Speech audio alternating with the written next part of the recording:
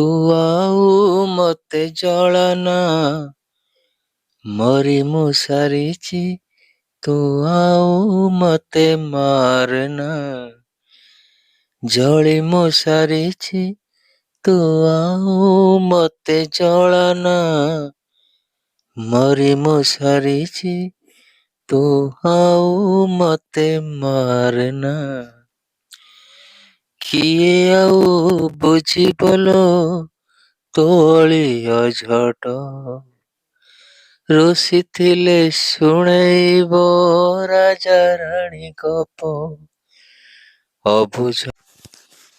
ଭାଇରେ ଗୀତ ତ ମୋ ଦ୍ୱାରା ହବନି, ତଥାପି ଯେହେତୁ ଗୋଟେ ଭିଡିଓ ବନଉଛି କିଛି ତ ବୋଲିବାକୁ ପଡିବ।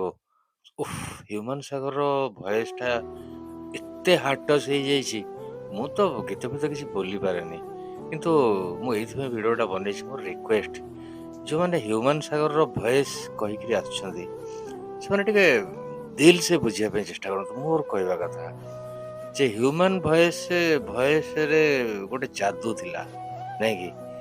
ଯାଦୁ ନୁହଁ ତ, ସେଇଟା ଯାଦୁ କହିବେ, ସେଟା ଗୋଟେ ଡ୍ରାମା ଥିଲା, ରିଅଲ, ପୁରା ରିଅଲିଷ୍ଟିକ। ସେମାନେ ଗୋଟେ 100% ଦଉଥିଲା। ଆରେ ଭାଇ, ସେ ଭଏସ ଯୋଗୁ ବହୁତ ଫ୍ୟାନ ଫଲୋଅର ତାର ପୁରା ଭର୍ତ୍ତି ହେଇଯାଇଥିଲେ ତା ଦିଲରେ।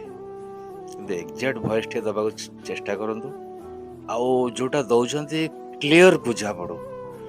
ହୁଏ ହେଇପାରିବ, କିନ୍ତୁ ଚେଷ୍ଟା କରନ୍ତୁ। ଏମିତି ବି ଯାଇକିରି କୁହନ୍ତୁନି ଯେ ଆମେ ହ୍ୟୁମାନ ସାଗରର ଏକ୍ଜାକ୍ଟ ଗୋଟେ ପାଇଗଲୁ, ଏଇ ପାଇଲୁ, ଏଇଗୁଡା ଭାରି ବାଧୁଛି। ଦେଖନ୍ତୁ ଏ କ୍ଲିପଟା, ଏଠି ସିଙ୍ଗର କିଛି କହୁନି, କିନ୍ତୁ ଏଇ ୟୁଟ୍ୟୁବର ଭାଇ ମାନେ ଯିଆକୁ ପ୍ରମୋଟ କରଉଛି, ଯୋଉ ୟୁଟ୍ୟୁବ ଚ୍ୟାନେଲରେ ପକଉଛନ୍ତି, ଏମାନେ କେମିତି ବଢେଇ ଚଢେଇକିରି କହୁଛନ୍ତି। ସେମ୍ ମିଶି ଯାଉଥିବା ଜଣେ ବ୍ୟକ୍ତି ମାନସ କୁମାର ମ୍ୟୁଜିକ ଡିରେକ୍ଟର, ସେମାନଙ୍କୁ ଆଣିଛନ୍ତି, ପୁରା ସେମ୍ ଟୁ ସେମ୍ ହ୍ୟୁମାନ ସାଗର ପରି ଗାଉଛନ୍ତି। ଆସନ୍ତୁ ଏଇ ଗୀତଟି ଟିକେ ଶୁଣି ନବା।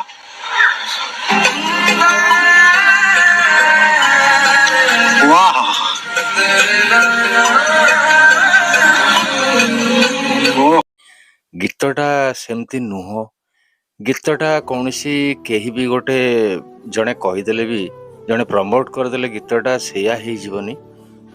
ରିଅଲ ଯୋଉ ସିଙ୍ଗର ବୋଲୁଛନ୍ତି, ଗୀତଟାକୁ ଠିକ ସେ ବୋଲନ୍ତୁ, ମାନେ ଲୋକଙ୍କର ଦିଲ ଜିତନ୍ତୁ, ମାନେ ଅଡିଏନ୍ସ ରେକମେଣ୍ଡେଡ ମନକୁ ଦେବେ, ତୁମେ ମନକୁ ଉଠିବ।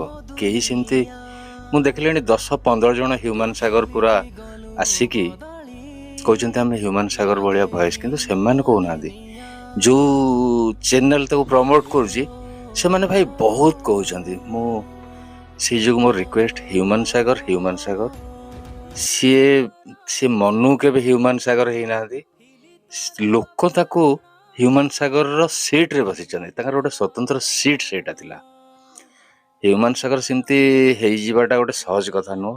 ଦେଖୁଛନ୍ତି ମାନେ ଓଡ଼ିଶାରେ ପୁରା କେମିତି ପ୍ରୋବ୍ଲେମ ପରେ ପ୍ରୋବ୍ଲେମ ଚାଲିଛି, ମାନେ କେତେ ଫ୍ୟାନ୍ ଫଲୋଅର୍ସ ତାଙ୍କର। ମୋର ସେତିକି କହିବା କଥା। ଆଉ ଚେଷ୍ଟା କରନ୍ତୁ, ହଉ ଚାଲୁ, କିନ୍ତୁ ଆମେ ତ ଆଉ ତାଙ୍କୁ ପାଇବାନି, ଦେଖାଯାଉ।